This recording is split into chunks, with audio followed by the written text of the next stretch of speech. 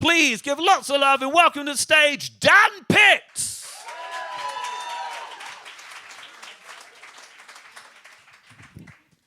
Morning, everyone.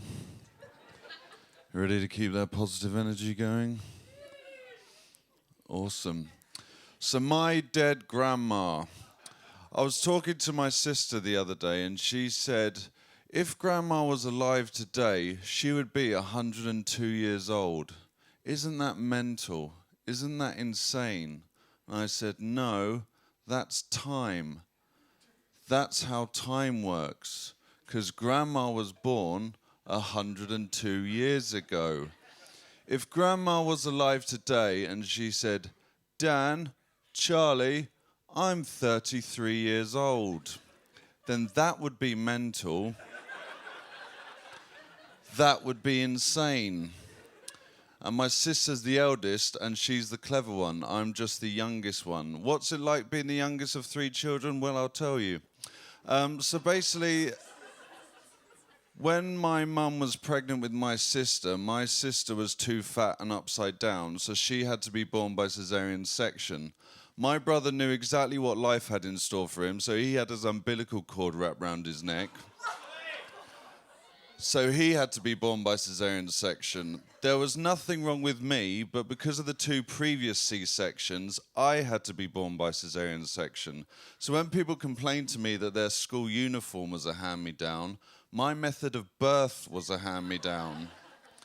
And also, I like water slides, and my favourite film is Cool Runnings. So I think a natural birth would have been quite fun. I was denied a ride on the water slide of life because my brother and sister couldn't behave themselves. That's literally where the similarities between me and the Jamaican bobsleigh team end, by the way. Speaking of Cool Runnings and the Jamaican bobsleigh team, do we have any Italians in? Do you know what Cool Runnings was called when they released it in Italy? Coconuts in the snow. Yeah, can you believe that country is the birthplace of fascism? That's not my favourite mistranslated title for a film. That goes to The Sixth Sense. Do you know what they called it when they released it in China? He's a ghost.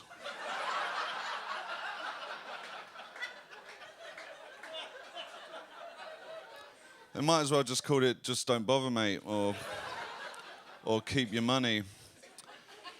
Because stuff gets lost in translation. An American once said, everything in an English accent sounds sexy. And I was thinking, I don't think Jenna Jameson would have been the most popular porn actress in history if she had my voice.